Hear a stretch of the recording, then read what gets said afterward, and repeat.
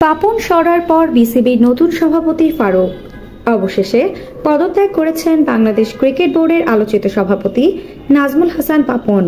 তিনি পদত্যাগের পরই বিসিবির নতুন সভাপতি হয়েছেন জাতীয় ক্রিকেট সাবেক অধিনায়ক ফারুক আহমেদ। বুধবার বিসিবির বোর্ড মিটিং ডাকা হয়। অনলাইনে ওই বৈঠকে যুক্ত হয়ে পাপন পদত্যাগ করার সিদ্ধান্ত নেন। আর এরই মধ্য দিয়ে শেষ হলো বাংলাদেশের ক্রিকেটে পাপনের টানা এক যুগের সাম্রাজ্য। 2012 সালে সভাপতি হিসেবে মনোনয়নের পর 2013 সালের নির্বাচনের মাধ্যমে সভাপতি হিসেবে চূড়ান্ত হন নাজমুল হাসান পাপন।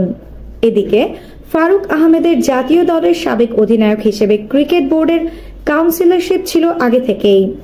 সেই সুবাদে জাতীয় ক্রীড়া পরিষদের কোটায় যুক্ত হন পরিচালক পদে, সেখান থেকে ক্রিকেট বোর্ডের সভাপতি পদে। আওয়ামী লীগ সরকারের পতনের পর যুব ও ক্রীড়া মন্ত্রণালয়ের দায়িত্ব হারান পাপন। অন্তর্বর্তীকালীন সরকারের ক্রীড়া উপদেষ্টা হিসেবে দায়িত্ব নিয়েছেন আসিফ মাহমুদ সজীব ভুইয়া। আফসানা নওরিন, বাংলা স্পোর্টস।